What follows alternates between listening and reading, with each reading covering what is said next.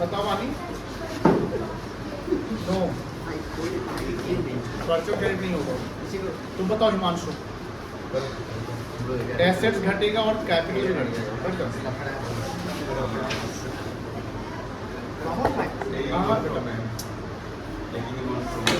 No no, taking loan from bank नहीं होगा। तुम बताओ आर्ट्स। नहीं ये बोला एसेट डाउन मतलब घटना, ऐसा ट्रांजेक्शन बोलना जिससे एसेट भी घट रहा और कैपिटल भी घट रहा हो। कल बताया था आपको, पता होगा।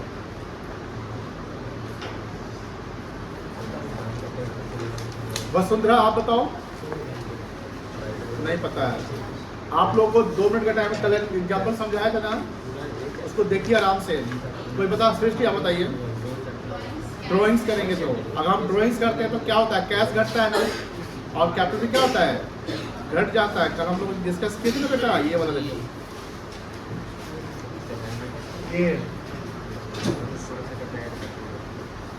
ये सब ध्यान पता कैसे रहता है जब हम रिवाइज करते हैं। देखिए क्या है ना कि आप लोग अपने कैरियर का एक नया चैप्टर शुरू कर रहे हैं कॉमर्स लेकर, है कि नहीं है। तो क्या है ना कि जैसे क्लास में हम लोग जब पढ़ते हैं तो समझ में आता है, सब कुछ समझ में आ जाता है, प्रॉपर समझ में आता है। हम आपसे क्लास के ड्यूरेशन में जब सवाल करते हैं तो उसका जवाब भी आप देते हैं, लेकिन हम उसमें ये भी बोलते हैं कि घर पे इसको रिवाइज करिएगा। तो आप लोगों में से कुछ बच्चे रिवाइज करते हैं, कुछ बच्चे रिवाइज नहीं करते। जो बच्चे रिवाइज करते हैं वो जवाब भी देते हैं नेक्स्ट डे, जो बच्चे रिवाइज नहीं करते तो जवाब नहीं दे पाते हैं। ये प्रॉब्लम इसलिए है बिकॉज आप रिवाइज नहीं करते। ये प्रॉब्लम इसलिए नहीं है कि आप कमज़ोर हैं, कमज़ोर आप कोई नहीं है। कॉमर्स लेने के बाद आपका सब कुछ डायरेक्शन चेंज हो गया। You all are good, but आप अपने जो आप गुड है उसको परफेक्ट बेस्ट कैसे करेंगे, रिवाइज करते ना, प्रैक्टिस करेंगे। नंबर कम आया ज़्यादा आया डजंट मैटर। तो बात समझ में आ रही है बेटा। तो आप सब कमज़ोर नहीं हैं, लेकिन आपको आप में रिवीजन की कमी है, तो आपको रिवीजन करना है। अब वो कैसे करना है, जैसे हम ये जो पढ़ा रहे हैं इसका फेयर करते रहिए। क्या करिए, हमने आपको कॉपी मेंटेन करने के लिए बोला होगा, सबको बता दिया है कैसे कॉपी मेंटेन करना है।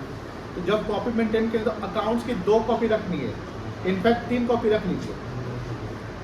3 कॉपी कैसा, एक कॉपी जिसमें आप क्लास में लिखोगे, दूसरी कॉपी जो क्लास में लिख रहे हैं लेक्चर वाइज उसको उसमें फेयर कर लेना है।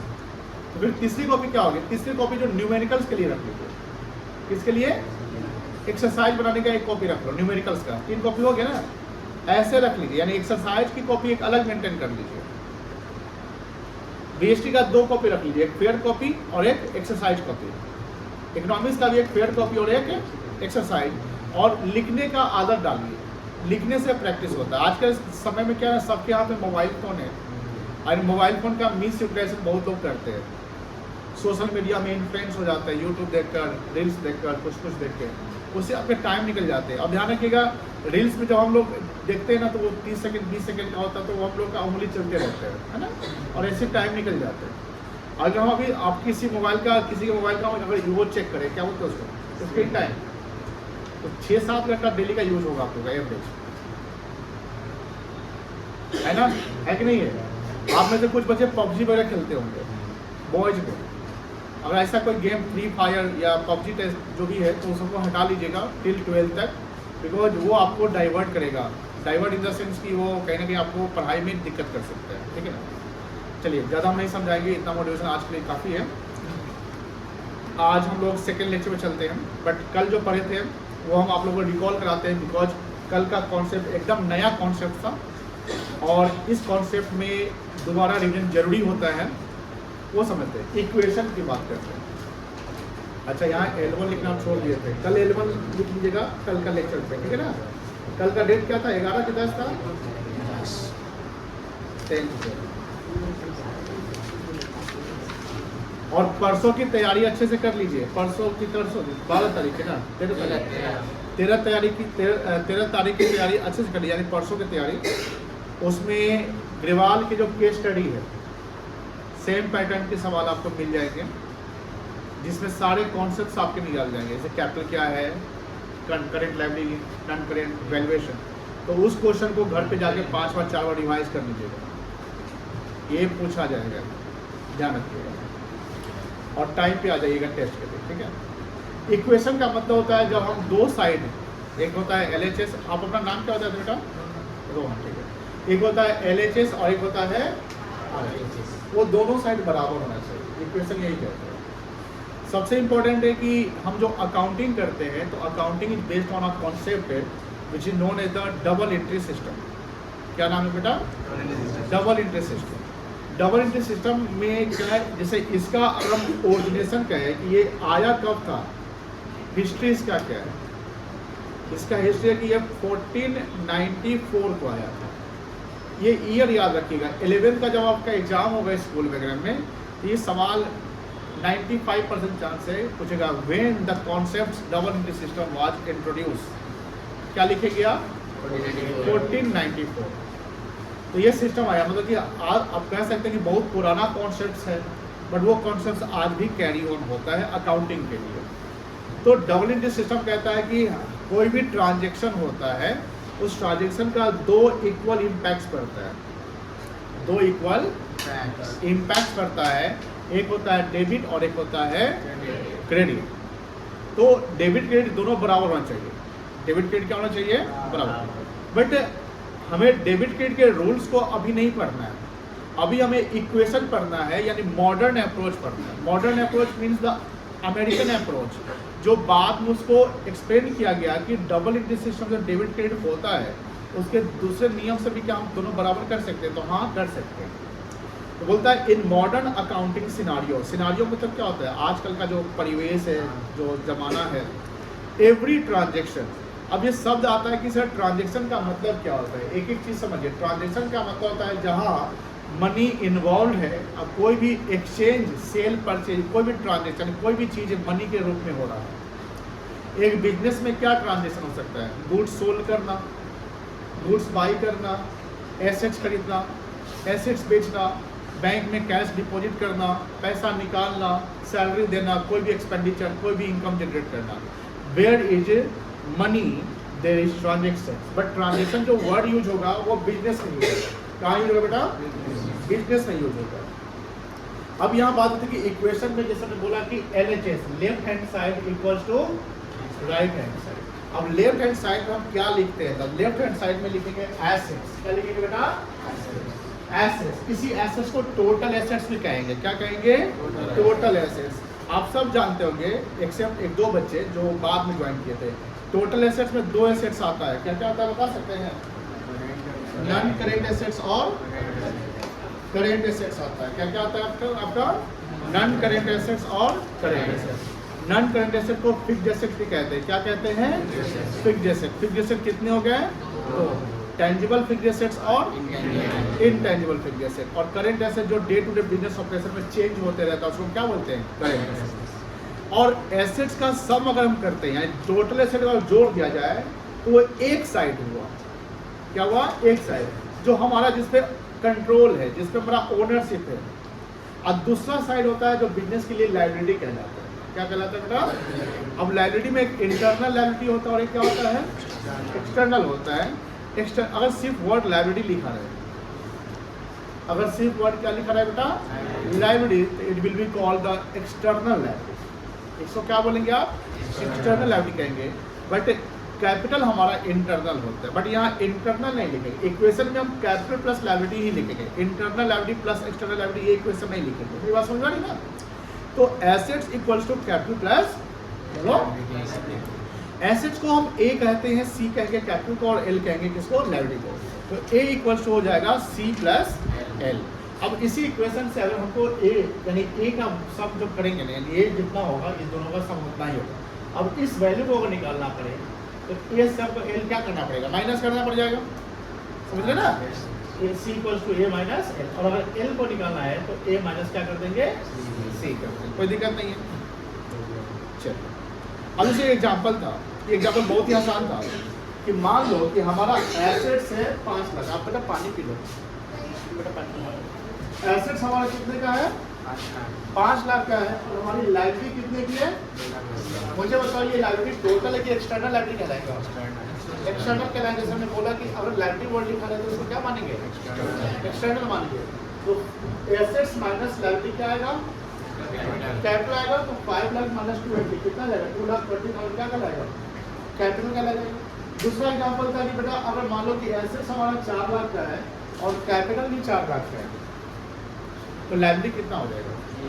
0 हो जाएगा, कोई दिक्कत नहीं। अब यहाँ इक्वेशन की बात करते हैं। कुछ अप्रोच होते हैं। जैसे पहला क्या था कि अगर एक एसेट्स इंक्रीज करेगा तो साइमल्टेनियसली कैपिटल भी क्या करेगा? इंक्रीज। हमने शॉर्ट में समरी यहाँ बना दिया है। ये एसेट्स अगर इंक्रीज करेगा, अप एरो मतलब इंक्रीज, डाउन एरो मतलब डिक्रीज। तो एक एसेट इंक्रीज करेगा तो कैपिटल भी क्या करेगा? जिसका मैं एग्जांपल बताया था कि proprietor introduce cash into the business. Proprietor introduce cash into the business. तो कैश बिजनेस में आया तो एसेट्स बढ़ गया और बिजनेस से जो पैसा लगाया गया किसने लगाया? प्रोप्राइटर ने। तो कैपिटल क्या हो गया? बढ़ गया, कोई दिक्कत नहीं है। फिर सेकंड था आपका, अगर एक एसेट्स इंक्रीज करेगा तो साइमल्टेनियसली लायबिलिटी भी क्या करेगा? इंक्रीज करेगा। अब लायबिलिटी में एक्सटर्नल की बात करेंगे। जैसे गुड्स परचेज किया हमने क्रेडिट पे, तो यहाँ क्रेडिट का मतलब क्या होगा? उधार। क्रेडिट का मतलब क्या होगा? जब हम सामान उधार में खरीदेंगे तो फ्यूचर पैसा चुकाना पड़ेगा ना। तो फ्यूचर में जो पैसा हम चुकाएंगे वो हमारे लिए लायबिलिटी है। क्या है बेटा? लायबिलिटी है। और गुड्स जो हमने खरीदा अभी तक बेचा नहीं तो हमारे लिए स्टॉक हो जाएगा। क्या हो जाएगा? स्टॉक। स्टॉक हमारा एसेट्स होता है। कौन सा एसेट होगा? स्टॉक। बता सकते हैं करेंट या नॉन करेंट? करेंट एसेट होगा। तो यहाँ पर स्टॉक, तो इसको इन्वेंट्री भी कहते हैं, वो भी बढ़ रहा है 50,000 से। एंड लायबिलिटी भी मेरा कितना से बढ़ रहा है? 50,000। इक्वेशन क्या होगा? A = C + L लिखते हैं। A में कितना प्लस हो गया? C 0 हो गया और L कितना प्लस हो गया? 50,000। कोई दिक्कत नहीं है। थर्ड है, अगर एक एसेट इंक्रीज करेगा तो दूसरा एसेट डिक्रीज करेगा। मतलब कि हमने सपोज करो कि एक कंप्यूटर खरीदा कैश में, तो कंप्यूटर हमारा एसेट है। तो कंप्यूटर खरीदने से कंप्यूटर आ जाएगा मेरे पास, तो कंप्यूटर का वैल्यू क्या होगा? बढ़ जाएगा। और हमने पैसा पेड किया ना, तो पैसा पेड किया तो कैश क्या हो जाएगा? घट जाएगा। वही एग्जाम्पल ये बता था, कंप्यूटर परचेज और कैश ₹35,000। तो कंप्यूटर वैल्यू बढ़ गया 35,000, कैश वैल्यू घट गया 35,000। A = C + L। यहाँ कुछ इम्पैक्ट नहीं पड़ेगा। यहाँ 35,000 का प्लस हो जाएगा कंप्यूटर और 35,000 कैश का हो जाएगा माइनस। यहाँ भी क्या हो गया? माइनस प्लस यहाँ 0 हो गया। कोई दिक्कत नहीं है। चौथा था, if one asset decreases simultaneously liability decrease. अब ऐसा कोई ट्रांजेक्शन जिससे एसेट भी घट रहा है और लायबिलिटी भी घट रहा है। जैसे कैश हमने क्रेडिटर को पेमेंट किया, पेमेंट मेड टू क्रेडिटर। तो क्रेडिटर को पेमेंट करेंगे तो कैश मेरा घट जाएगा जो एसेट्स है, और क्रेडिटर मेरी लायबिलिटी है जो भी क्या हो जाएगी? घट जाएगा। कोई दिक्कत नहीं है। ये समरी था। इसका बाद हमने क्वेश्चन किए थे, ये 4 क्वेश्चन। ये ट्रांजेक्शन कहलाएगा। ये क्या कहलाएगा बेटा? Transaction. Gurman started business with cash 15 lakh. Gurman ने 15 लाख से क्या किया? Start business. इसका ट्रांजेक्शन हमने देखा, हमने कॉलम बनाया ट्रांजेक्शन का, एसेट्स का, कैपिटल एंड। तो 15 लाख एसेट्स में बढ़ गया कैश, कैपिटल 15 लाख प्लस हो गया। अगर कोई साइन नहीं दिया तो इसको पॉजिटिव मानते हैं ना, और ये हो गया 0। फिर सेकेंड था कि गुरमान परचेज किया है goods purchase for cash. Goods हमने खरीदा, कितना कैश है? कितने खरीदा? 10 लाख का। अब यहाँ पर क्या हो रहा है कि 10 लाख का जब हम सामान खरीदे तो स्टॉक बढ़ गया। स्टॉक क्या कहलाएगा? और पैसा में चला गया ना, कैश का हो जाएगा, घट जाएगा जो एसेट घट गया। तो यहाँ 10 लाख एसेट में प्लस हो गया और 10 लाख एसेट में क्या हो गया? तो इसका इम्पैक्ट तो 15 ही होगा। ये 0 हो जाएगा, ये 15 आ गया। यहाँ कोई इम्पैक्ट नहीं होगा। 15 15 0, ठीक है, बराबर हो रहा है ना। हर तक कंप्यूटर परचेज ऑन उधार में कंप्यूटर खरीदा 45 लाख का। तो कंप्यूटर हमारे लिए एसेट्स है। क्या है बेटा? तो 45 का कैपिटल कंप्यूटर बढ़ गया, एसेट बढ़ गया। कैपिटल से कोई इम्पैक्ट नहीं हुआ, लेकिन हमने क्रेडिट में खरीदा था ना, तो क्रेडिट में खरीदा तो क्या बढ़ गया? तो यहाँ 15 लाख 45 हो गया, ये 15 लाख और ये 45, कोई दिक्कत नहीं। फिर चौथा था पेमेंट मेड टू क्रेडिटर। हमने लाइब्रेरी का पेमेंट किया, तो कैश मेरा क्या हो गया? कैश क्या हो गया बोलो? घट गया। 20,000 से कैश घट गया, एसेट घट गया। कैपिटल पे कोई इम्पैक्ट नहीं। अब 20,000 से मेरी लायबिलिटी क्या हो जाएगी? घट जाएगी। Net impact. अब इसका हम लास्ट में क्या करेंगे? इक्वेशन बनाएंगे। एक asset equals to capital plus asset कितना है? 15 लाख, कैपिटल कितना है, लाइबिलिटी कितनी हो गई, कोई दिक्कत नहीं। यहाँ तक हम लोग कल पढ़े थे। अब जो बच्चे कल ज्वाइन किए, कल पढ़े थे, इसमें कोई दिक्कत नहीं है ना। अब आप लोगों का भी ड्यूटी है इसको रिवाइज करना। आप लोग इसको फेयर कर लिए हैं, कौन कौन फेयर किए हैंड रेज करिए। नहीं, बहुत बच्चे नहीं, मतलब 2-4-5 सबको ये फेयर करना है। क्या करना है बेटा, ठीक है। लेक्चर 2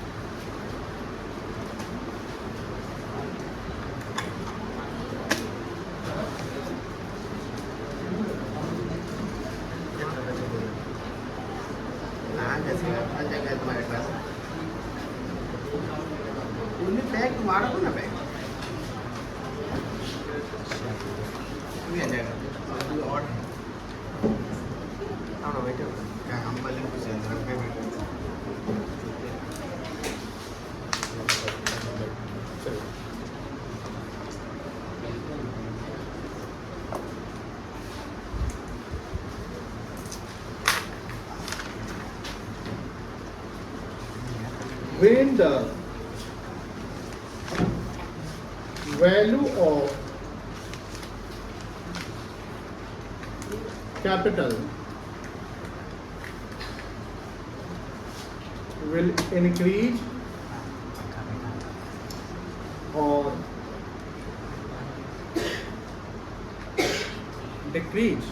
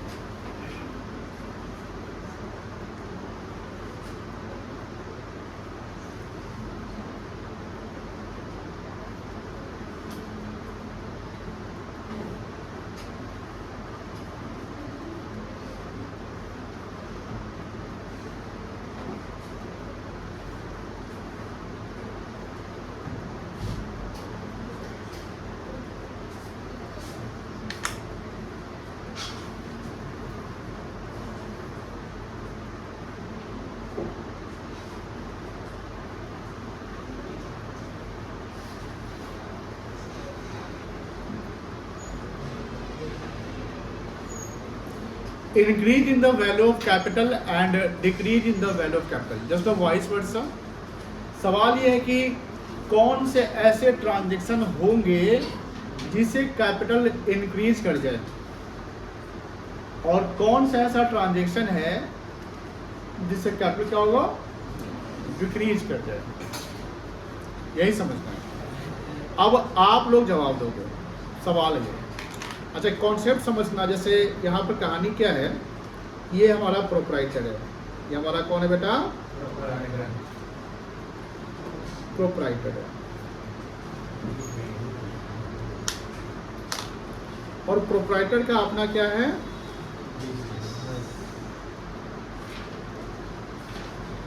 बिजनेस है, ठीक है ना।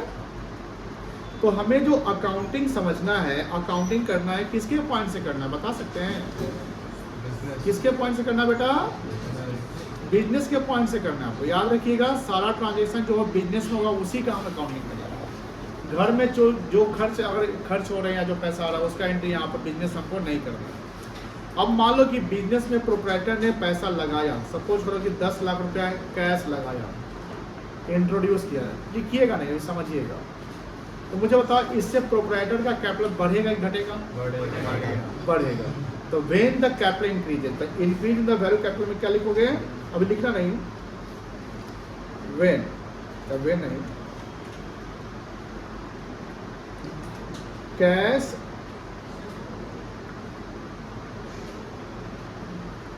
इंट्रोड्यूस इनटू, हो सकता है, बोलो हाँ है ना, कोई दिक्कत नहीं है। अब सवाल ये है कि मान लो कि प्रोप्राइटर ने पैसा बिजनेस में लगाया 10 लाख रुपए, से कैपिटल क्या हो गया, अब प्रोप्राइटर का पर्सनल यूज कुछ करना है, और उससे प्रोप्राइटर क्या करता है, बिजनेस से मान लो कि पैसा निकाल लेता है, 1 लाख रुपया वो निकाल लिया, तो बिजनेस से उसका पूंजी घट जाएगा कि बढ़ जाएगा, क्या बोल रहा, घट जाएगा। तो कैश इंट्रोड्यूस करेंगे तो कैपिटल इंक्रीज कर जाएगा, बोलो हाँ है ना। और अगर सपोज कि हमने यहाँ लिख दिया कैश विड्रू फ्रॉम बिजनेस, तो इससे कैपिटल क्या होगा बेटा, घट जाएगा। समझिएगा, एक एक चीज समझिएगा, आपका इक्वेशन बहुत ही आसान हो जाएगा, और ये इंपॉर्टेंट चैप्टर ध्यान रखिएगा। तो जब प्रोप्राइटर पैसा लगा रहा है तो कैपिटल बढ़ रहा है, प्रोप्राइटर पैसा निकाल रहा है तो कैपिटल क्या हो रहा है।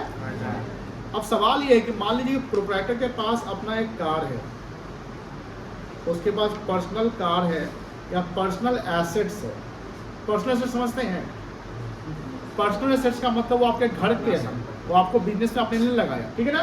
बट आप सोचते हैं कि पर्सनल एसेट्स को हम बिजनेस में ले आते हैं, और पर्सनल एसेट्स का मान लो वैल्यू है 5 लाख रुपया, ऐसा हो सकता है क्या, ऐसा हो सकता है, हो सकता है। मान लीजिए घर पे आपका सोफा सेट है फालतू का पड़ा हुआ है, आप बिजनेस में लगा लीजिए, उसकी वैल्यूएशन कर लीजिए।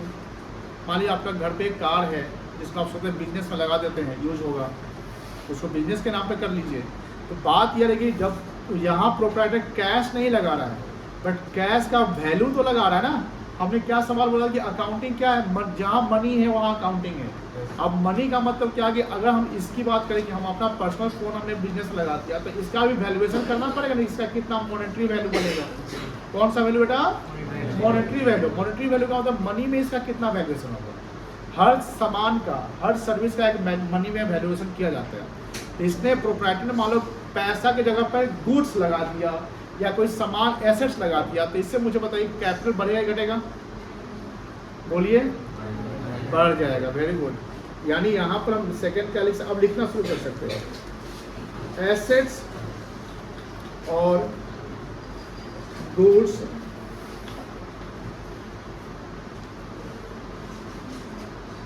Introduce by proprietor. PROP लिखेंगे समझ में आ जाएगा, प्रोप्राइटर।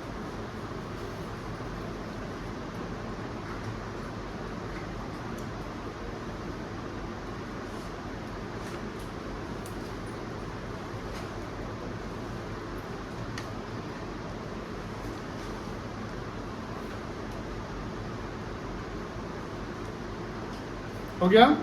अब सपोज करिए ऐसा भी तो हो सकता है सर कि प्रोप्राइटर्स कुछ सामान अपने घर के लिए ले जाए, हो सकता है। मान लो कोई किराना दुकानदार है, तो किराना दुकानदार है तो किराना का आइटम सब सामान पड़ा हुआ बिजनेस में, और अपने घर के यूज के लिए कुछ सामान निकाल के ले गया, तो उसका भी तो चेक करेंगे कि कितना तुम सामान बिजनेस से ले जा रहे हो। तो उससे भी क्या हो, उसका कैपिटल बढ़ेगा घटेगा, घट जाएगा। सामान लगाए तो बढ़ गया, सामान निकाला तो घट जाएगा। लिखिए एसेट्स और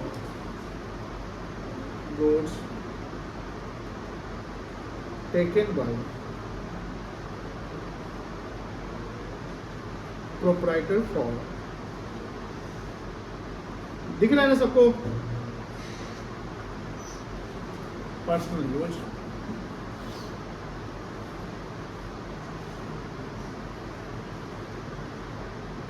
चलिए आगे।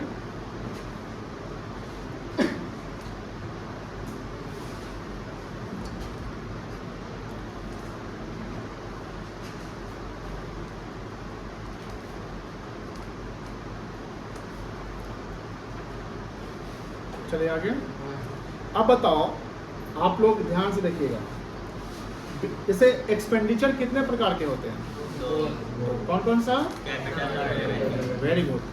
कैपिटल एक्सपेंडिचर एसेट्स कहलाता है। अगर सिर्फ एक्सपेंडिचर लिखा है तो उसको रेवेन्यू मानेंगे, क्या मानेंगे। अब मान लो कि कोई भी रेवेन्यू एक्सपेंडिचर हो रहा है, क्या रेवेन्यू एक्सपेंडिचर का एग्जांपल पता है आप लोगों को। रेवेन्यू एक्सपेंडिचर क्या क्या हो सकता है, बताइए लक्ष्य।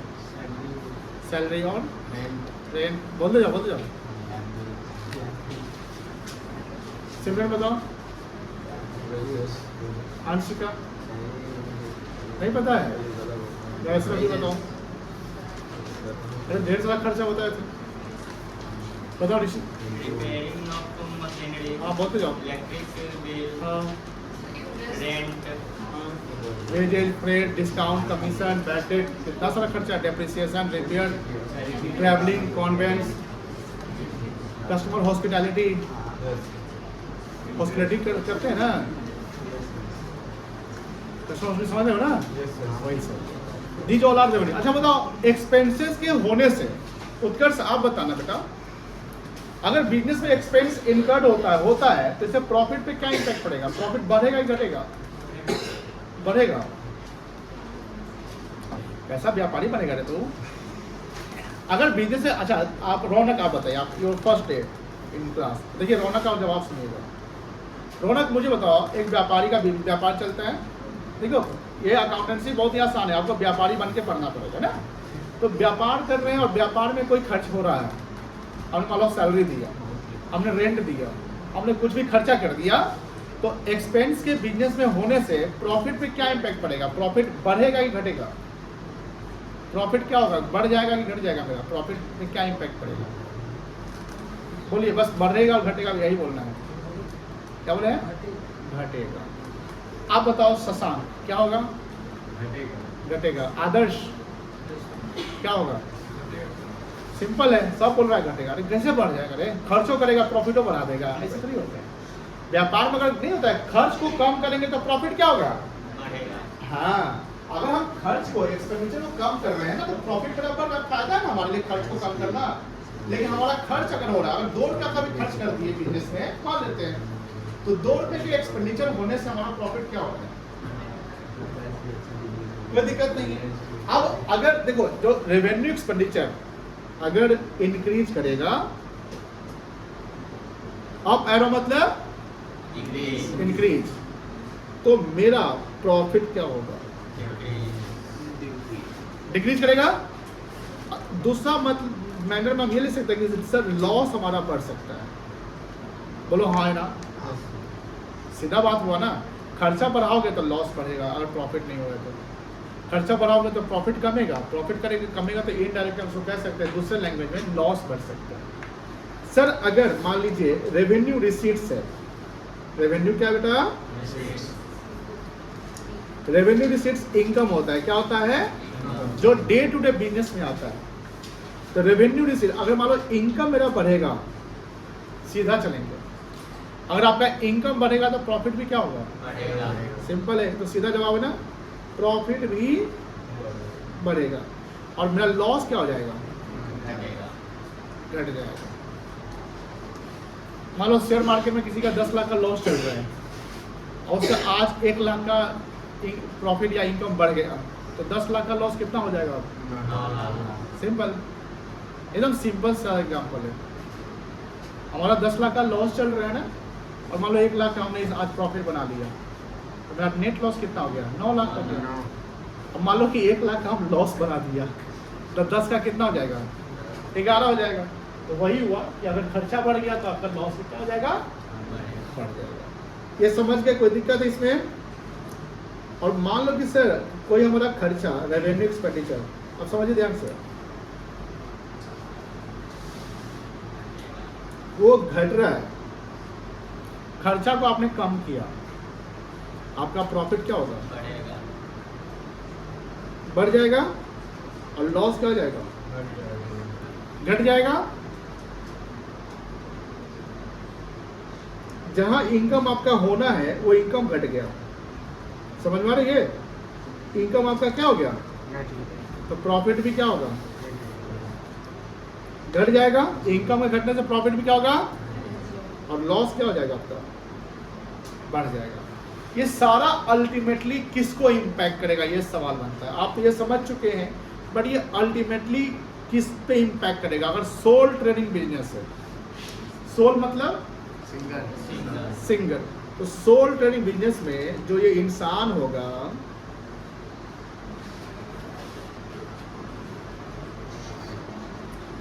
इसी पे तो इम्पैक्ट करेगा, और इस पे इम्पैक्ट करेगा तो इसके किस वैल्यू, किस अमाउंट पे इम्पैक्ट करेगा? कैपिटल। किस पे करेगा इम्पैक्ट? कैपिटल पे। समझिए, कैपिटल।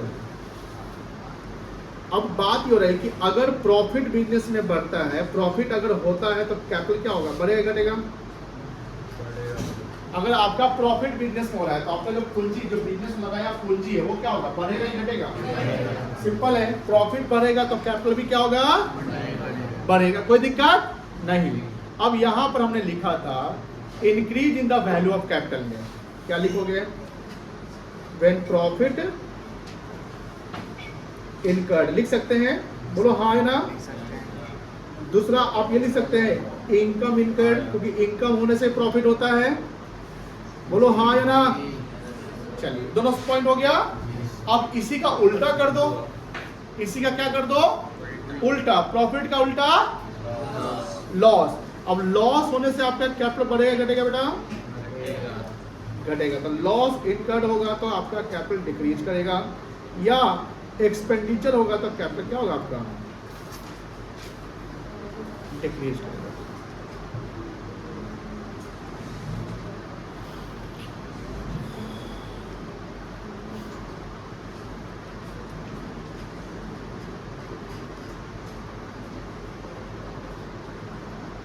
कोई दिक्कत?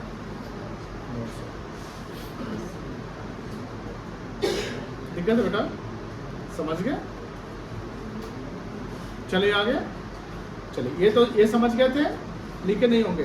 प्रॉफिट होने से कैपिटल बढ़ेगा, लॉस होने से कैपिटल क्या होगा?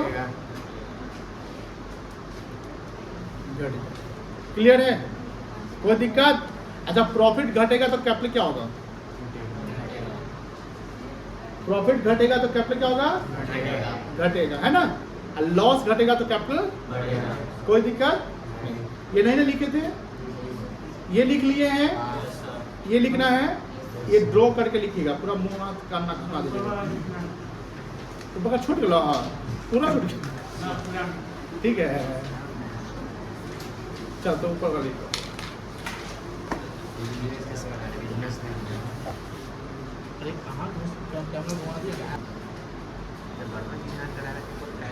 हटा दे।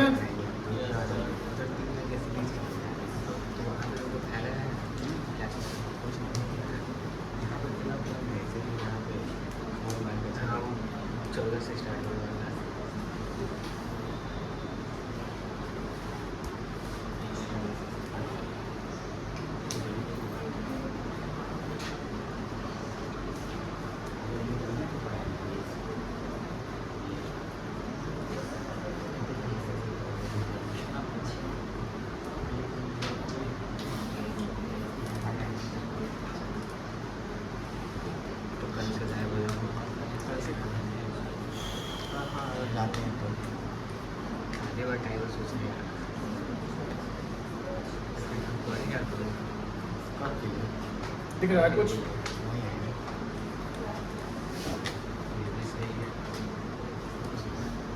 इलस्ट्रेशन 1 बुक है सबके पास क्या?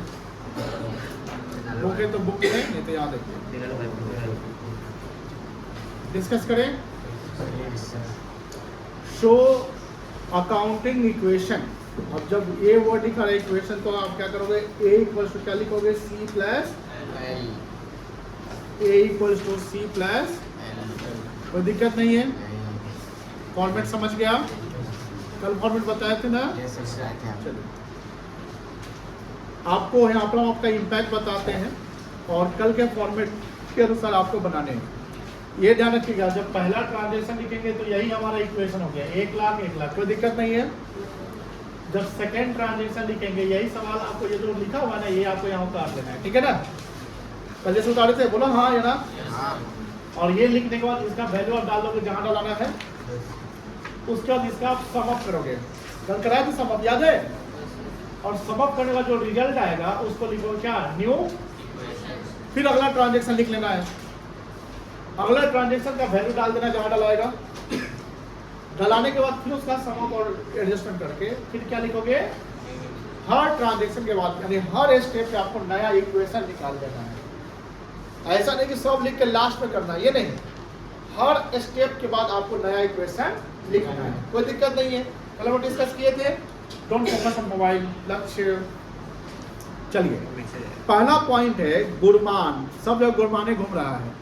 गुरमान स्टार्टेड बिजनेस विद, क्या लिखा हुआ है? अब इसका हम सिर्फ इम्पैक्ट बताएंगे, इससे क्या बढ़ेगा? एसेट बढ़ेगा, बोलो हाँ या ना। और क्या बढ़ेगा? कोई दिक्कत? पैसा डाल दोगे? नहीं, एनर्जी नहीं है, पैसा डालोगे? फिर परचेज गुड्स इन, तो इसमें आपका स्टॉक बढ़ जाएगा और कैश क्या होगा? दोनों क्या है? एसेट्स है ना, तो एक एसेट में एक जगह प्लस लिख दोगे, एक जगह क्या लिख दोगे? जैसे याद देखो प्लस माइनस कर दिया ना।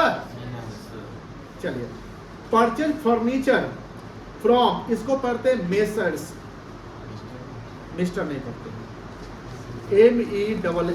MESSERS। मेसर्स जो वर्ड है M/S, ये यूज होता है जब एंटरप्राइज का कोई नाम रहता है, एंटरप्राइज के नाम के पहले। जैसे किसी इंसान का नाम तो मिस्टर लिखते हैं, मिस लिखते हैं, मिसेज लिखते हैं, ऐसा लिखते हैं ना, लेकिन एंटरप्राइज में मिस्टर नहीं लिखेंगे। मिस्टर का प्लूरल फॉर्म कहलाता है मेसर्स। क्या कहलाता है? Messrs. The word messrs is use in the name of enterprise, यानी प्रीफिक्स होगा। प्रीफिक्स मतलब प्रीफिक्स, प्री मतलब पहले, फिक्स मतलब फिक्स, तो नाम के पहले फिक्स कर दो। किसके नाम के पहले? बिजनेस के नाम के पहले मेसर्स लगा दो। बट ये ध्यान रखिएगा कोई कंपनी वगैरह होगा ना, जैसे कंपनी लॉ 2013 याद करें, कंपनी लॉ 2013 होता है, तो कंपनी एक्ट के अनुसार कोई कंपनी से रिलायंस हो गया, टाटा, तो मेसर्स रिलायंस नहीं बोलेंगे। तो सब मेसर्स यूज क्या करेंगे? प्रोप्राइटरशिप में यूज करिएगा, पार्टनरशिप में यूज कर सकते हैं, और कहीं यूज नहीं करें। समझ गए ना? ये ध्यान रखिएगा, ये भी एक नॉलेज था। तो परचेज फर्नीचर फ्रॉम मेसर्स सम्राट फर्नीचर, यानी बिजनेस का नाम सम्राट फर्नीचर, मालिक अपने नाम से लगा लिया। 20,000 ऑन क्या लिखा हुआ है? अब बताओ फर्नीचर खरीदे तो एसेट्स क्या हो गया? बढ़ गया, और आपका लायबिलिटी भी क्या हो गया? समझ में आ गया? समझ में आया? आप नहीं खाया है क्या? नहीं खाया तो खा लेना घर पे, अपना पैसा करके। सोल्ड गुड्स, ये चौथा पॉइंट बड़ा इंपॉर्टेंट है, और सेंस लगाइएगा, सेंस है ना। सोल्ड गुड्स कॉस्टिंग 25,000, कितने का सामान था? हम सामान बेचे ना, तो मेरा स्टॉक बढ़ेगा घटेगा? घट जाएगा। और कितना का बेचे? कैसे बेचे? इसका इम्पैक्ट बताओ। यहाँ 25 का सामान 35 में बेचे तो 10,000 का क्या हुआ? प्रॉफिट हुआ। वाह। अब मुझे बताइए प्रॉफिट से क्या बढ़ेगा? अभी बताएंगे। कैपिटल बढ़ जाएगा, बोलो हाँ या ना। आप देखो तो कैपिटल में देखो ध्यान से, सोल्ड गुड्स कॉस्टिंग 25,000 को पैसा लिखा हुआ है। यहाँ देखो कैपिटल में 10,000 प्लस किया, ये कौन सा अमाउंट है? प्रॉफिट है।